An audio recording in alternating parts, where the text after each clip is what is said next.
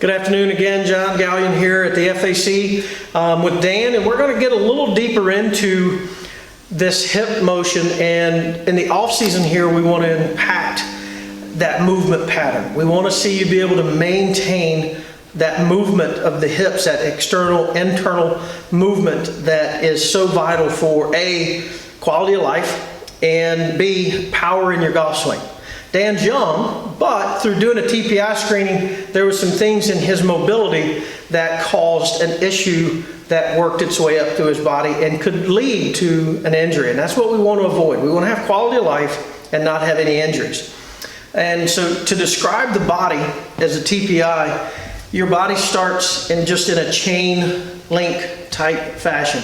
It starts with mobile, then it goes stable, mobile, stable, mobile, and all the way up. This comes out your extremities as well.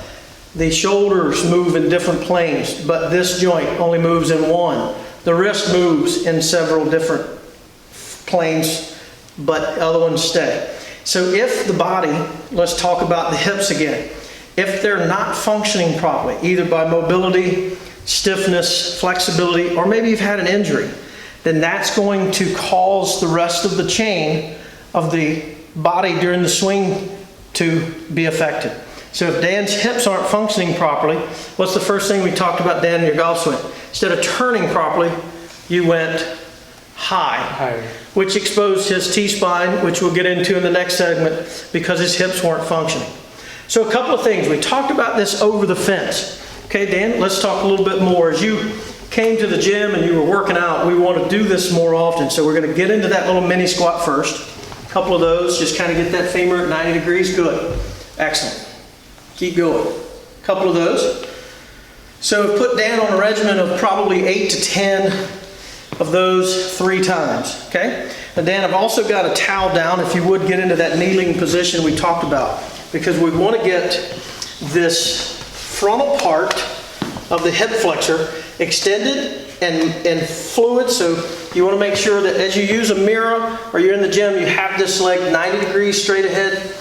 I want him to maintain posture, and I just want you to try to move your knee towards my hand while you maintain posture. Hold that, make sure you breathe, and then go back. Okay? This is something that needs to be done daily. Okay? Come forward again. Excellent. All right, take it back, and let's switch legs. Make sure we're straight ahead. Fantastic. And stretch forward.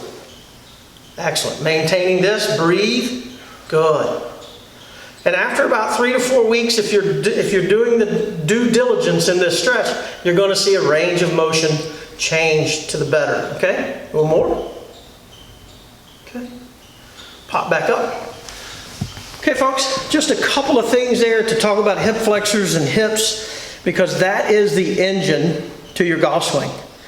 If you have any questions, you'd like to get a little deeper into detail, maybe some workout things that you're doing, run some ideas by me, I'd be glad to help you. Look forward to seeing you in the golf shop.